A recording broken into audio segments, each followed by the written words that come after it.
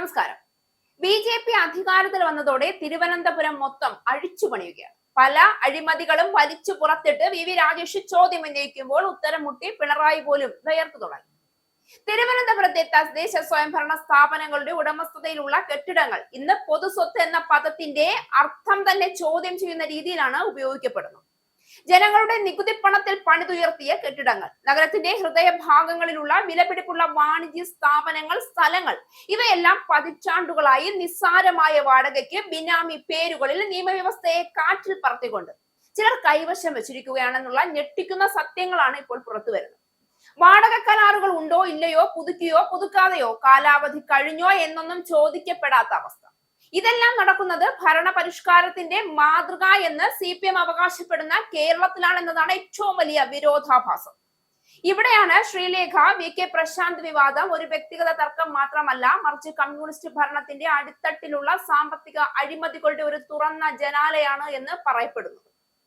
പൊതുസ്വത്ത് സംരക്ഷിക്കേണ്ട സർക്കാർ സംവിധാനങ്ങൾ തന്നെ പൊതുസമ്പത്ത് കവർച്ചയ്ക്ക് വഴിയൊരുക്കുന്ന ചാനലുകളായി പ്രവർത്തിക്കുമ്പോൾ അതിന് പിന്നിലെ രാഷ്ട്രീയ ഉത്തരവാദിത്വം ആരുടേതാണ്? കഴിഞ്ഞ 10 വർഷമായി കേരളം ഭരിക്കുന്ന പിണറായി വിജയൻ സർക്കാരിന്റെ കണ്ണിന് മുന്നിലാണ് ഈ കൊള്ള നടന്നിരിക്കുന്നത്.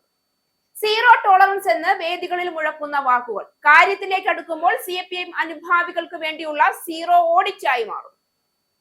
കോർപ്പറേഷനുകളും മുനിസിപ്പാലിറ്റികളും പഞ്ചായത്തുകളും CPM കൈയടക്കിയ അധികാര കേന്ദ്രങ്ങളായി മാറിയപ്പോൾ അവയുടെ കീഴിലുള്ള കെട്ടിടങ്ങൾ പാർട്ടി ബന്ധമുള്ളവർക്കുള്ള സ്വകാര്യ സ്വത്തായി മാറിയെന്ന ആരോപണം ഇന്ന് പരസ്യ രഹസ്യമല്ല. പൊതുജനങ്ങളുടെ പണത്തിൽ പണിത കെട്ടിടങ്ങളിൽ നിന്ന് സർക്കാരിന് ലഭിക്കേണ്ട കോടികൾ എവിടെ പോയി? ആരുടെ പോക്കറ്റിലേക്കാണ് അത് ഒഴുകിയത്? ഈ ചോദ്യങ്ങൾക്ക് മറുപടി നൽകാതെ ജനപക്ഷ സർക്കാർ എന്ന ലേബൽ ഒട്ടിച്ച് ഇനി പിണറായി സർക്കാരിന് നിൽക്കാനാവില്ല. കോർപ്പറേഷനുകളുടെ ഉടമസ്ഥതയിൽ ഉള്ളതടക്കം തദ്ദേശ സ്ഥാപനങ്ങൾക്ക് കീഴിലെ സ്വന്തം കെട്ടിടങ്ങൾ പലതും പ്രവർത്തിക്കുന്നത് തുച്ഛമായ വാടകയിലും ബിനാമി പേരുകളിലുമാണ്. സാധാരണക്കാരിൽ നിന്ന് പോലും നികുതി പിരിവിൽ വർഷാവർഷം 5% വർധനവ് വാങ്ങുന്ന തദ്ദേശ വകുപ്പ് ഇക്കാര്യത്തിൽ കണ്ണടയ്ക്കുകയാണെന്നാണ് ഈ വിവാദത്തിന്റെ ബാക്കി പത്രമായി വ്യക്തമാകുന്ന കാര്യം. മാറി മാറി വരുന്ന ഭരണസമിതികൾക്ക് മുന്നിൽ ഇത് സംബന്ധിച്ച ഫയലുകൾ അജണ്ടയായി എത്താറുണ്ടെങ്കിലും ഒന്നും പരിഗണിക്കാതെ മാറ്റുന്നതും പതിവാണ്. MLA VK പ്രശാന്തും കൗൺസിലർ R ശ്രീലേഖയും തമ്മിൽ തിരുവനന്തപുരം കോർപ്പറേഷന് കീഴിലെ മുറിയെ ചൊല്ലിയുണ്ടായ തർക്കങ്ങളാണ് ചട്ടലംഘനങ്ങൾ പുറത്തേക്ക് വരാൻ കാരണമായത്.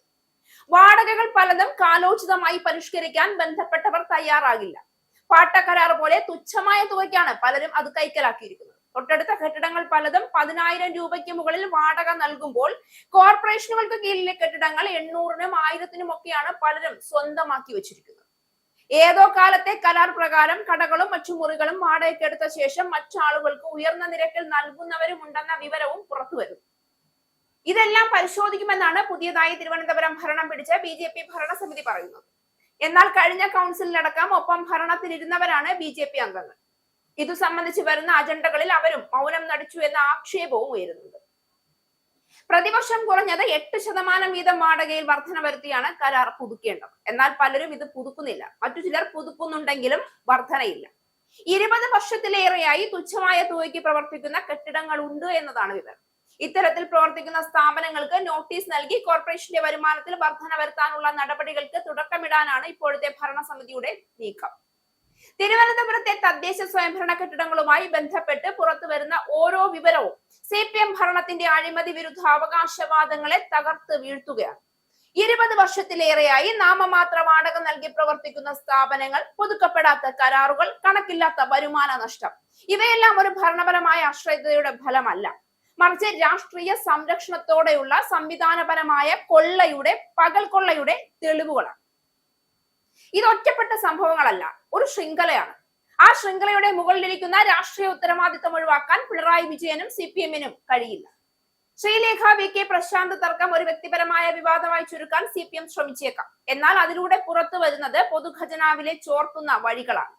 തദ്ദേശ സ്ഥാപനങ്ങളിൽ CPM സ്ഥാപിച്ചിരിക്കുന്ന അധികാര ശൃംഖല എത്രമാത്രം അഴുക്കിൽ മുങ്ങിയിരിക്കുന്നു എന്നതിന്റെ ഉദാഹരണമാണ്. അന്വേഷണം നടക്കാതിരിക്കാൻ, ഫയലുകൾ പുറത്തു വരാതിരിക്കാൻ, ഉത്തരവാദികളെ സംരക്ഷിക്കാൻ എല്ലായിടത്തും പാർട്ടിയുടെ നിഴൽ കാണാം. ജനാധിപത്യത്തിൽ പൊതുസമ്പത്ത് ഭരണാധികാരികളുടെ സ്വകാര്യ സ്വത്തല്ല. അത് ചോദ്യം ചെയ്യപ്പെടണം, കണക്കെടുക്കപ്പെടണം, സംരക്ഷിക്കപ്പെടണം. എന്നാൽ കേരളത്തിൽ പിണറായി വിജയന്റെ നേതൃത്വത്തിലുള്ള കമ്മ്യൂണിസ്റ്റ് സർക്കാർ അതിന് പകരം ചെയ്തിരിക്കുന്നത് പൊതുസമ്പത്ത് പാർട്ടി വലയത്തിലേക്ക് കൈമാറുകയാണ്. ഇതിനെതിരായ ശക്തമായ അന്വേഷണം, സമഗ്ര ഓഡിറ്റ്, രാഷ്ട്രീയ ഉത്തരവാദിത്തം എന്നിവ ആവശ്യപ്പെടുന്നത് ഭരണവിരോധമല്ല, അത് ജനാധിപത്യത്തിന്റെ കടമയാണ്. ഈ കൊള്ളയുടെ ചാനലുകൾ പൂട്ടപ്പെടാതെ CPM പറയുന്ന ജനപക്ഷത ഒരു കൊള്ളയായ മുദ്രാവാക്യമായി തുടരും. BJP തുടങ്ങിയിട്ടേ ഉള്ളൂ. മൊത്തം വലിച്ചുവാരി പുറത്തിട്ട് അട്ടിമുട്ടി പരിശോധിക്കുമ്പോൾ പെടുന്നത് ഭരിക്കുന്ന പാർട്ടി തന്നെയാവും. ഇനി അടുത്ത വലിയ അഴിമതിയുടെ കഥ പുറത്തു വരാൻ പോകുന്നത് ഉറപ്പായും തലസ്ഥാനത്ത് നിന്ന് തന്നെയാണ്.